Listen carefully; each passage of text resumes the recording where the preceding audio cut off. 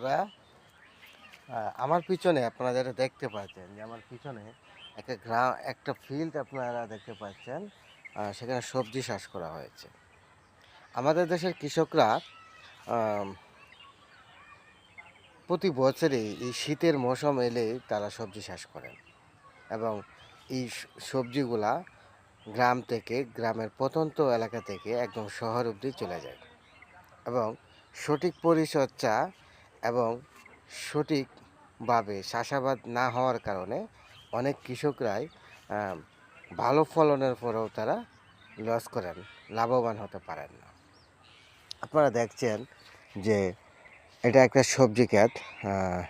এটা আপনারা পুরো ফিল্ডে দেখতে পাচ্ছেন। একজন কৃষক সে এটা চাষ করেছেন।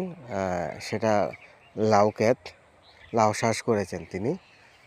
এবং পাশাপাশি উনি ওই ওই জমিতে, ওই ফিল্ডে অন্য চাষও করেছেন, অন্য কিছু চাষ করেছেন, সেটা হলো শশা।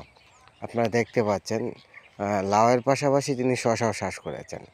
এই যে একটা ফর্মুলা, যে লাউয়ের পাশাপাশি শশা চাষ করেছেন এবং যৌথ চাষ করেছেন। তিনি একটাতে লস করলে আর একটাতে লাভবান হবেন, এটা একটা বিষয়। এবং সঠিক পরিচর্যায় তিনি কৃষক যদি পরিমাণ মতো এবং নিয়ম অনুযায়ী যদি তিনি চাষ করতে পারেন, তাহলে অবশ্যই তিনি লাভবান হবেন।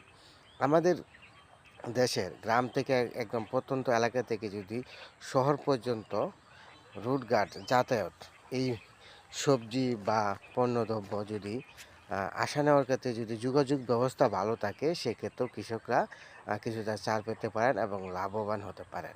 সেক্ষেত্রে যদি সরকার যদি সেক্ষেত্রে গুরুত্ব দেন, তাহলে অবশ্যই কৃষকরা অনেকটা লাভবান হবেন এবং লস থেকে তারা রেহাই পাবেন।